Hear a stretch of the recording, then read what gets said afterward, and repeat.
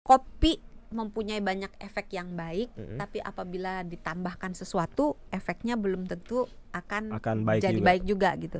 Jadi kalau pilihannya kopi pahit atau kopi instan dengan sugar dengan gula, lebih baik kopi pahit. Kopi pahit ya. Tapi kalau pilihannya kopi hitam yang instan, kan yang sasetan itu juga ada juga yang kopi hitam doang. Ha-ha. Dibandingkan dengan kopi plus gula yang sama-sama instan, ya lebih baik yang nggak ada gula.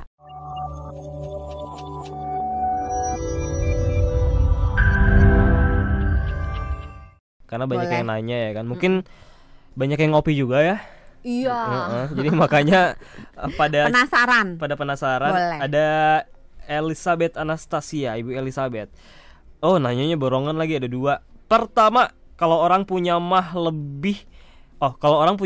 lebih baik minum kopi yang robusta atau arabica, Dok? Mana yang efek kafeinnya, kadar kafeinnya lebih rendah? Iya, terima kasih atas pertanyaannya Ibu Elizabeth Anastasia, selamat malam. Kalau punya mah minum kopi robusta atau arabica. Biasanya disarankannya arabica kalau saya nggak salah ingat. Karena lebih rendah itu. Lebih rendah. Oh, oke, baik.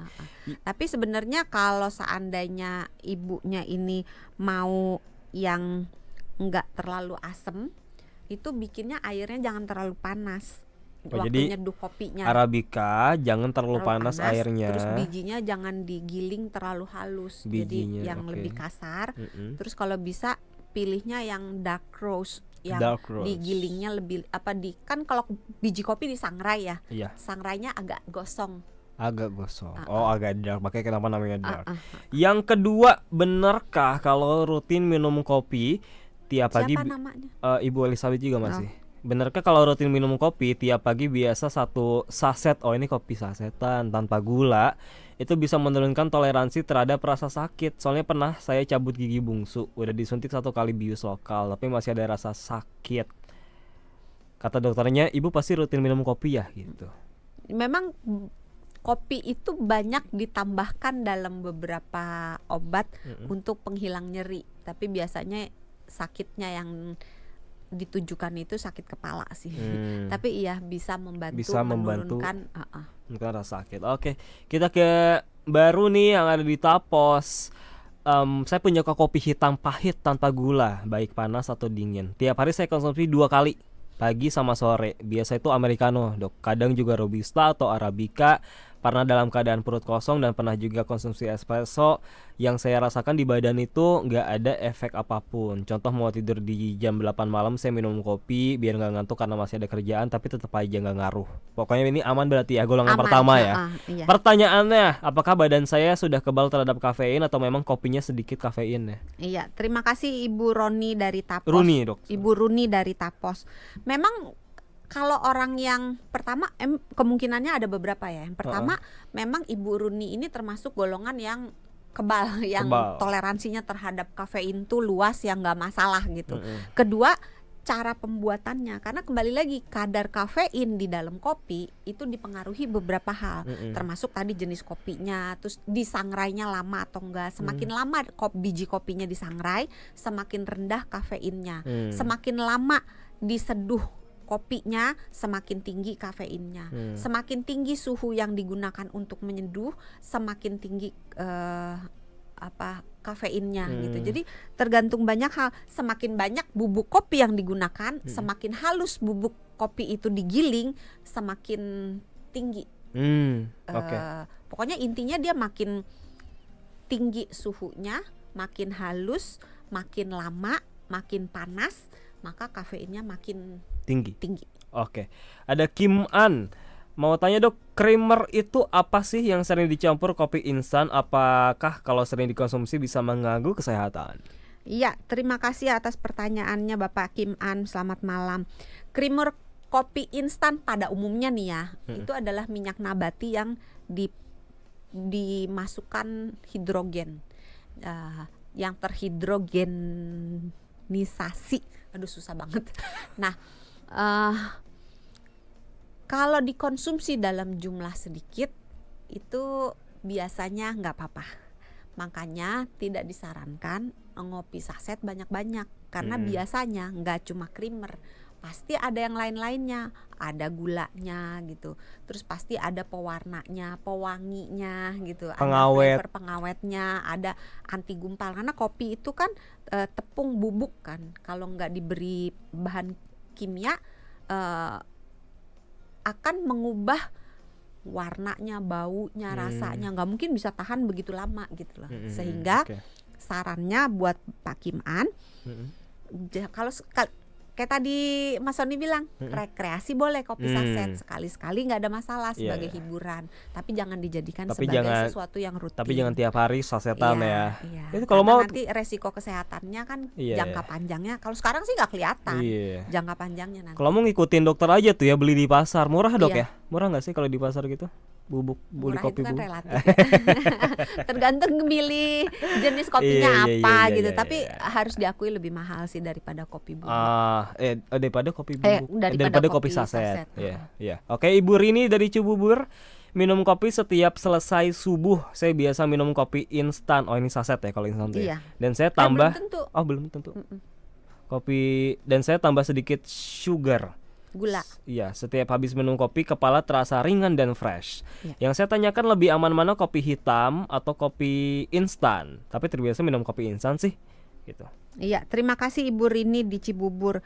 Nah, kopi mempunyai banyak efek yang baik, tapi apabila ditambahkan sesuatu, efeknya belum tentu akan baik jadi juga. Baik juga gitu.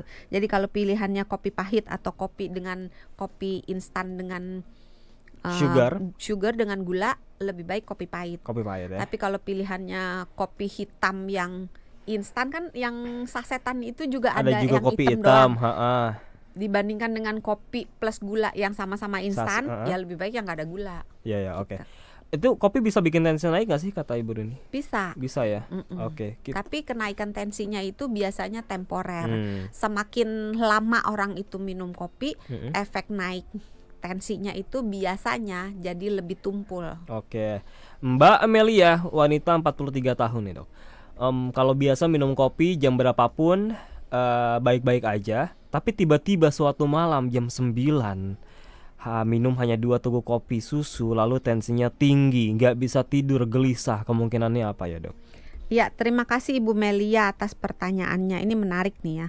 Kalau biasanya dia sudah minum kopi, nggak ada masalah, kemungkinan di jam 9 tensinya tinggi itu bukan dari kopi. Tapi karena dia udah biasa gitu kan. Tapi dari hal-hal yang lain, bisa aja misalnya waktu itu dia kecapean, atau misalnya ada emosi atau amarah yang besar, atau mungkin lagi stres gitu ya, atau mungkin dari makanannya, mungkin dia habis makan sesuatu yang meningkatkan tensinya gitu.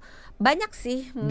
Ketika misalkan dalam kondisi yang katakanlah stres, capek, ditambah kopi jadinya jadi memicu lah gitu ya.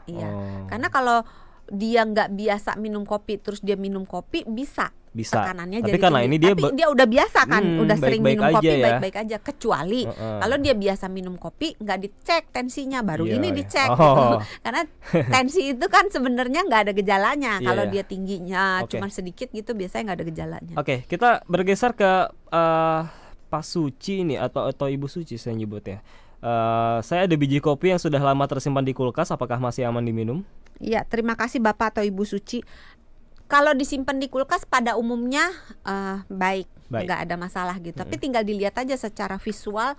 Misalnya kalau udah ada jamurnya ya dibuang, karena kan tergantung juga suhu di kulkasnya itu bagaimana, disimpannya terbuka atau tertutup gitu kan. Barang-barang yang ada di dalam kulkas itu apa aja gitu. Ini ada satu, banyak banget nih, semoga terburu. Om Yusmar Kimung, Om Yusmar bertanya, jadi dulu tuh nggak suka kopi. Om Yusmar. Dulu tuh nggak suka kopi karena takut. Saya ada mah, ternyata setelah saya tanya ke anak, gak apa-apa asal jangan pakai gula. Akhirnya cobalah pakai americano yang tanpa gula. Pertanyaannya, boleh nggak yang kena mah minum kopi dengan es pakai americano? Iya. Selamat malam Om Yusmar. Terima kasih pertanyaannya. Ini saya susah menjawab karena kembali lagi tergantung Om Yusmar ini termasuk yang toleransinya besar atau yang sensitif atau yang nggak tahan tapi dengan dia ada kopi. mah tuh. Iya. Karena orang yang sensitif maupun orang sensitif ada mah nggak ada mah, dia bisa timbul gangguan lambung. Dia ketagihan ngopi berarti udah asumsinya udah sering nih ngopi. Berarti kalau udah sering ngopi dan tidak ada keluhan nggak ada masalah. Tapi kalau misalnya dia minum kopi terus emahnya kumat, coba minum kopinya sesudah makan. Oke, ini minum kopi di saat bawa kendaraan biar nggak ngantuk. Ternyata malamnya nggak bisa tidur, minumnya sekitar jam 11 sampai jam 13. Apakah salah jam minumnya? Nggak bisa jawab, tergantung. Tergantung lagi Karena nih. tergantung orang, pada umumnya 6 sampai 8 jam, tapi bisa aja orang tertentu dia bisa lebih lama atau bisa lebih cepat efeknya kafein itu terhadap tidur. Jadi harus dipelajari. Kalau seandainya dia memang nggak tahan dari jam 11, ya minum kopinya lebih cepat lagi gitu.